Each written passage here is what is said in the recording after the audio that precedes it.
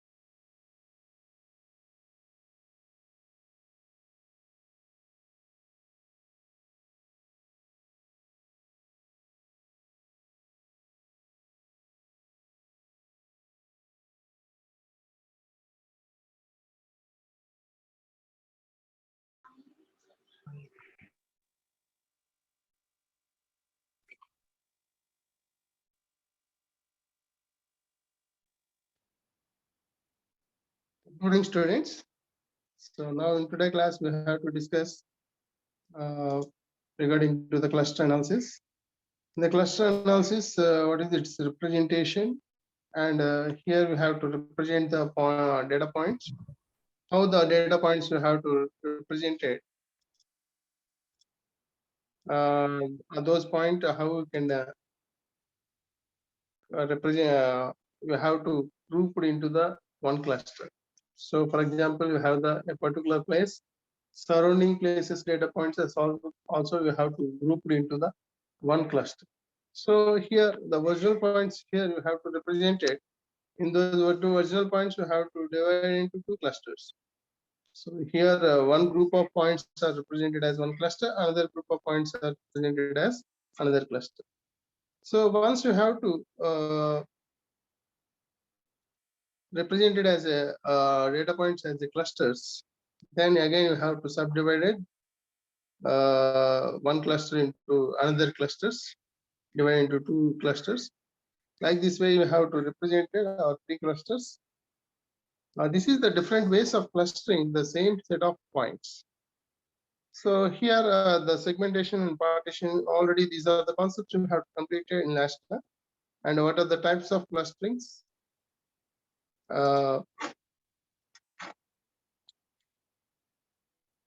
What are the types of clusterings? Here hierarchical versus partition clustering. So here, what are the hierarchical and versus partition clustering? So the entire clusters you have to represent it in a hierarchical manner. That type of clustering is simply, you can say that hierarchical clustering. And then partition clustering you have to represent it. So here you have to divide into one cluster may be divided into two clusters or three clusters, that is the partition cluster. So these are the hierarchical versus partition cluster. So here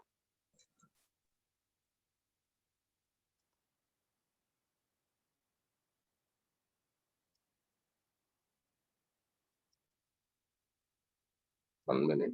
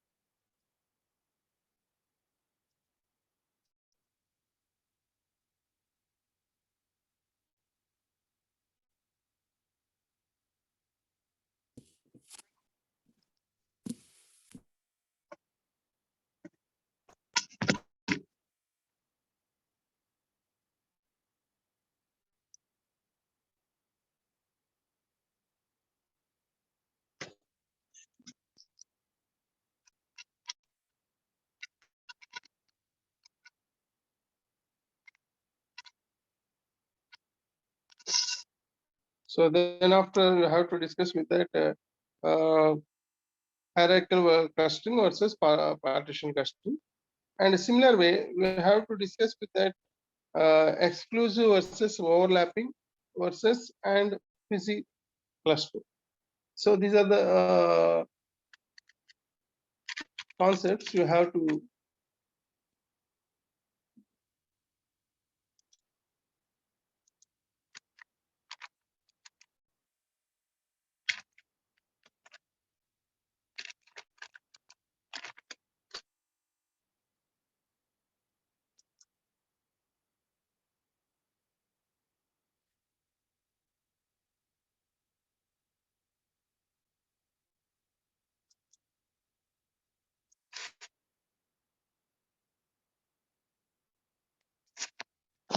So these are the different types of clusterings.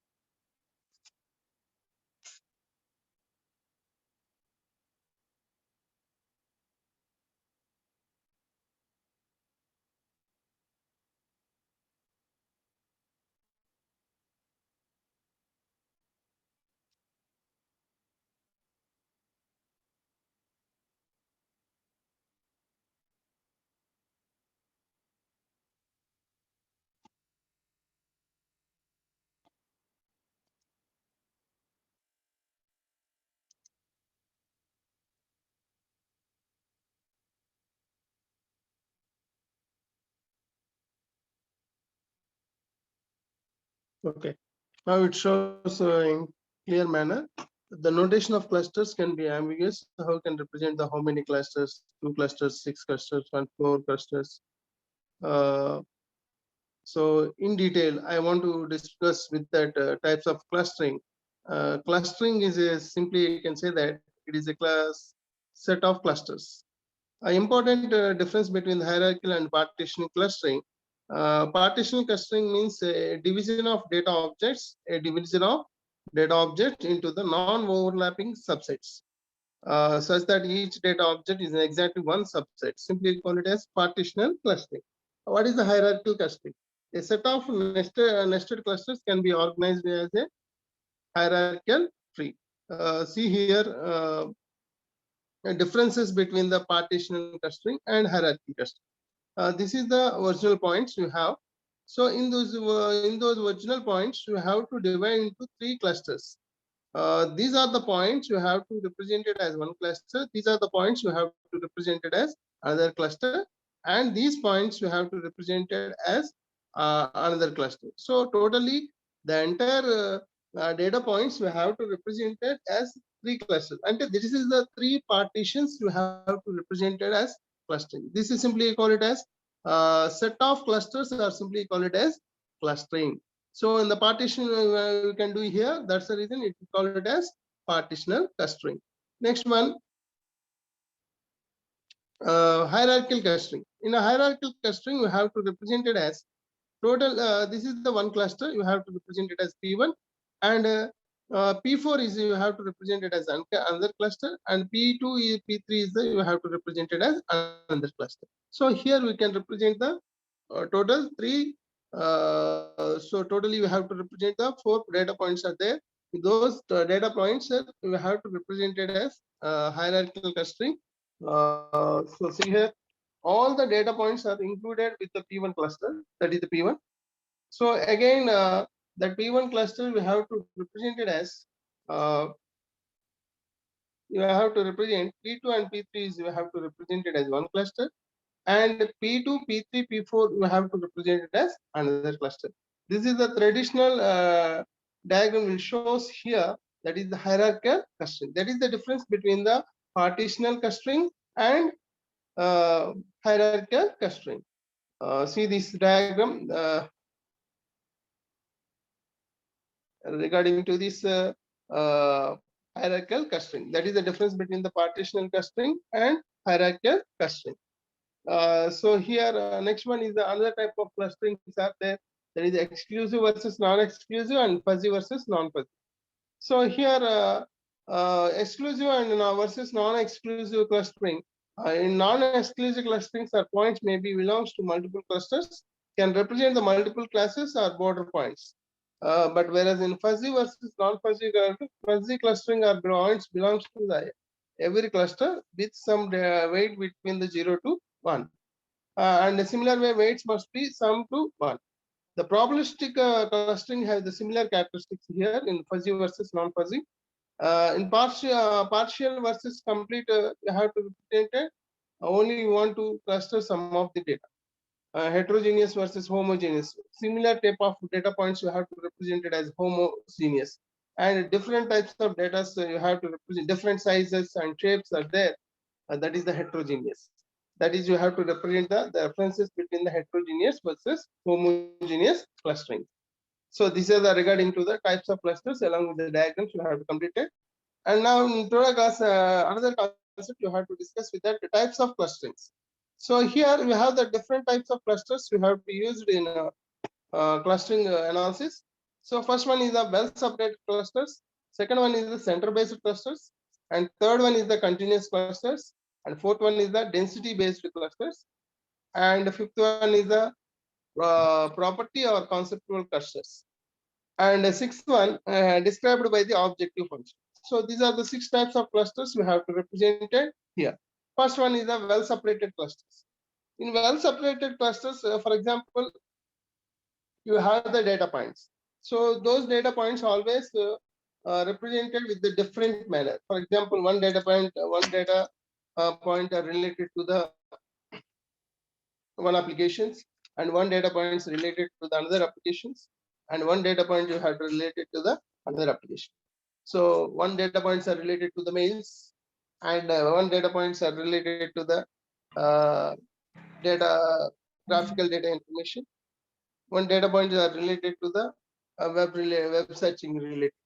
So a cluster is a set of points that such that any point in a cluster is closer or similar to every other point in a cluster than any point not in the cluster. So here you can use the 3 well separated clusters are there.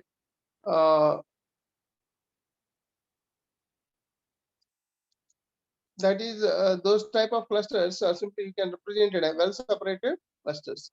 So here see here a cluster is a set of points such that any point in a cluster is closer to every other point in a cluster than to any other point not in the cluster.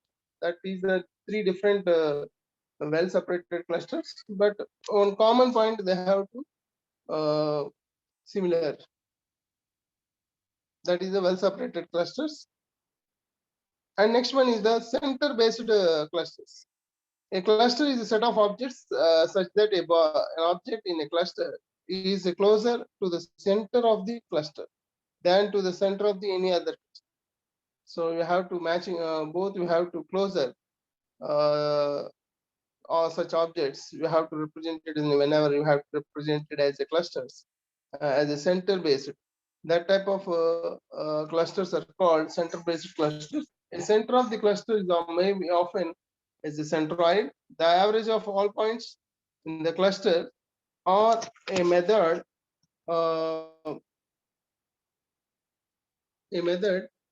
the most representative point of the cluster. That is regarding to the types of clusters. In those types of clusters, first one is the well-defined, well-separated clusters, and second one is the center-based clusters. See this diagram which shows center-based clusters. That is the centroid, and medoid. Next, third one is continuous cluster. That is the nearest neighbor of trans2. Nearest neighbor of the trans2. A cluster is a set of points that such that a point in a cluster is closer to one or more other points in the cluster than to any point not in the cluster. See this diagram will shows 8 continuous clusters we have represented here. This is the diagram will shows these are the 2 are the represented as continuous clusters, nearest neighbors, and these are the in-depth the continuous clusters, and more one or more than points you have to cluster any other point not in the cluster. That is simply you can say that 8 continuous clusters. This is the continuity based clusters you have to use it in clustering analysis. Second one is the density based. The fourth one is the density based. Density based clusters. A cluster is a dense region of points which is separated by the low density regions from other regions of high density. Used when the clusters are irregular or intertwined, and when the noise and cloud layers are present. 6 density clusters. So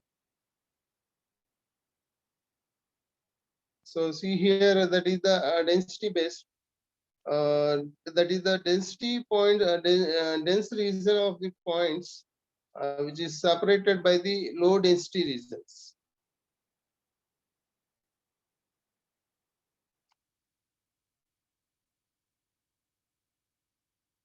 Next one is the shared property and conceptual clusters. So in the shared property means a sum of the points are commonly utilized by the two clusters, that is the shared property clusters or conceptual clusters. Find the clusters that share some common property, represent the particular concept is related to the simply call it as shared property or conceptual clusters. This is the overlapping of circles. In overlapping two circles, we have some common reason is there. Common reason properties we have to represent it as. Those clusters are called conceptual clusters or shared property or conceptual clusters. And the last one is the sixth point is clusters defined by the objective function. So generally these clusters are minimize and maximize an objective function. And generally here you have to use the NP order problem. You have to use it here, enumerating the all possible ways of dividing the points into the clusters and evaluate the goodness of that is simply you can say that it is a goodness of each potential set of clusters by using a given objective function. So local objectives and global objectives related to the hierarchical and partition algorithms, you have to use the variation of the global objective function approach to fit the data into the parameterized model. So this is regarding to the objective function clusters. So mapping of a clustering problem to a different domain and solve a related problem in that domain. Proximity matrix differences weight graph where the nodes are the points being clustered and the weighted edges represent the proximities between points. Clustering is the equivalent to the breaking the graph into the connected components, one for each cluster. Want to minimize and merge the weight between the clusters and maximize the edge weight within the cluster. So this is regarding to these types of clusters. So here you have to discuss the type of cluster. First one is well separated clusters, center based clusters, continuous clusters, density based clusters, and property and versa or conceptual clusters. And finally, you have to represent the described by the objective function clusters. So totally 6 types of clusters. External point of view, they will be asked this type of question. What is the cluster analysis? Explain about the various types of clusters. Explain about various types of clustering techniques, and you have to write the partition and hierarchical clusterings. Those concepts you have to discuss. Clustering and you have to represent it. Partition versus hierarchical, fuzzy versus non-fuzzy. Those clustering techniques we have to discuss. Type of clusters and you have to explain these 6 type of clusters. Well-defined, center-based, continuous clustering, density-based, property or conceptual, described by the objective function.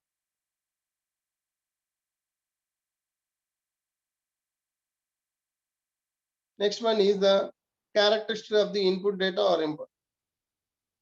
So what are the characteristics? Mainly the characteristics of the cluster analysis, you have to represent type of the proximity or density measure. So here we have to use the derived measure, but central to cluster. Sharpness. First one is the density proximity or density measure. Second characteristic is the sparseness. So the sparseness means dictates the type of the similarity and add to the efficiency. And third one is the attribute type. And fourth one is the type of the data. Dimensionality, noise and outliers, type of distribution. These are the 7 types of characteristics you have to represent it in cluster analysis. So here clustering, what are the algorithms you have to use? So here you have to use the algorithms. Three types of algorithms you have to use. One is the k-means algorithm and its variants, hierarchical clustering algorithm, density based clustering algorithm. These are the three clustering algorithms you have to use in cluster analysis. See this k-means algorithm is very important in external point of view. Most of the examinations they will ask this type of question: a priori algorithm or k-means algorithm. So these are the two important algorithms in an external point of view.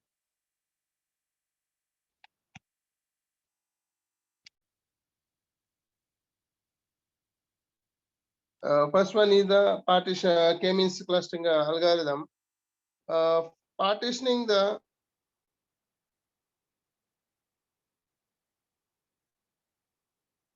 first one is the partitioning the clustering approach. In the partitioning the clustering approach,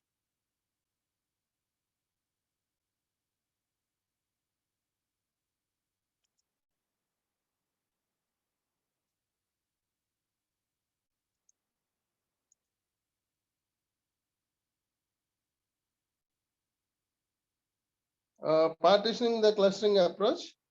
So here partition clustering approach, partitioning the clustering approach here we have to use it in k-means clustering. And second one, each cluster is associated with the centroid, that is the center point.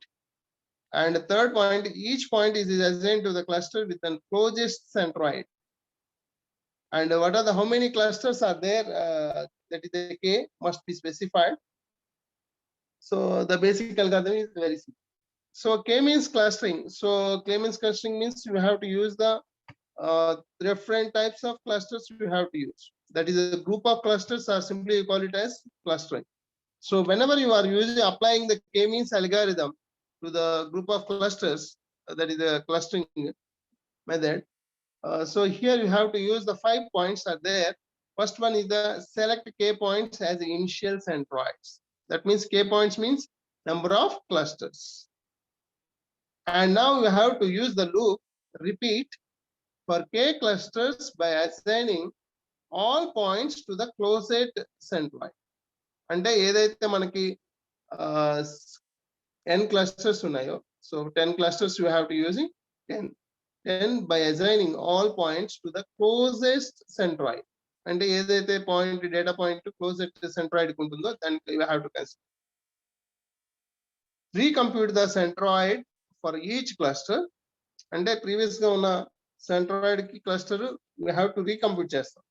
So you have to repeat all until the centroids are don't change.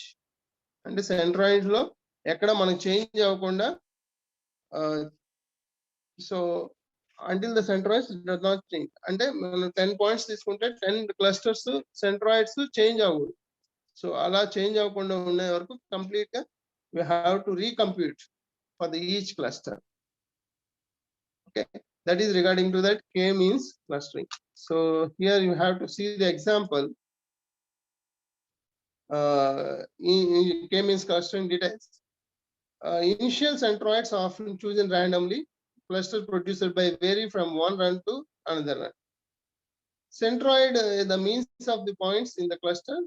Closeness is measured by the Euclidean distance and cosine similarity and correlation.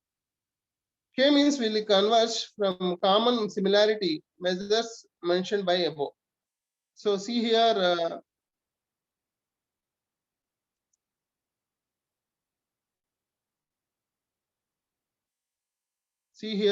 that is the most of the convergence happens in the first few iterations.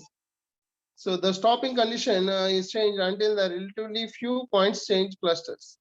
Complexity of this k-means algorithm is order of n into k into l into d. So total points, how many points? N represents the total number of points. K means number of clusters. L means number of iterations. And D means number of attributes. Easily you can complexity you have to find out by using the k-means algorithm.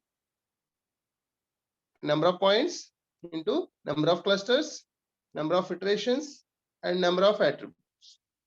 So this is the complexity you can find out for the k-means algorithm. Okay, clear? Easy. You have the only 5 steps are there in a k-means clustering algorithm. First one is the select k points as the initial centroids. Ante k ante number of clusters. Number of clusters యొక్క points initial centroids will be considered. Okay. After considering the initial centroids, now we have to repeat for the k clusters by assigning the all points to the closest centroid. అంటే ఎక్కడైతే మనకి closet ఉందో మళ్ళీ recompute చేస్తాం. So you have to do the repeat or up till the centroids do not change. This is the simple. That is the k-means algorithm, clustering algorithm you have to use in cluster analysis. So this is regarding to that how we can find out the complexity of a k-means algorithm. That is the order of n into k into l into d into d. Number of points into number of clusters, number of iterations, number of attributes. Yeah. So here 2 types of k-means clusterings you have to represent. One is the optimal clustering and second one is the suboptimal clustering. So this is the original points, green, red, blue. So now you have to represent it as all are you have to represent it as original points, and here you have to represent the red points. Here you have to represent the blue points. So here you have to consider here 2 points are there that is related to actually you have to represent it, that is the green color. But after centroid you have to find out for the k-means algorithm you can apply for the optimal clustering. These 2 points nearest to this cluster, that is the blue cluster. So that's the reason you have to the green color we have to change it to the blue color. So like this way, whenever for first original points we have to nearest point not nearest, it is the surrounding places only we have to consider. So whenever we have to applying the k-means algorithm, nearest mean we have to find out, nearest centroid only we have to consider here. That is the second one. This is the optimal clustering. Second one is the suboptimal clustering. Suboptimal clustering we have to represent it as again a huge data points we have to represent it as against 2 subparts. That is the suboptimal clustering. Blue and green we have to consider, we have to divide it, and remaining other we have to consider as taken as another color. That is the 2 different of k-means clusterings you have to use in the cluster analysis. And what is the importance of choosing initial centroids? We'll continue in next class. Okay. After completing this one, this is the end of the syllabus. Okay. Thank you.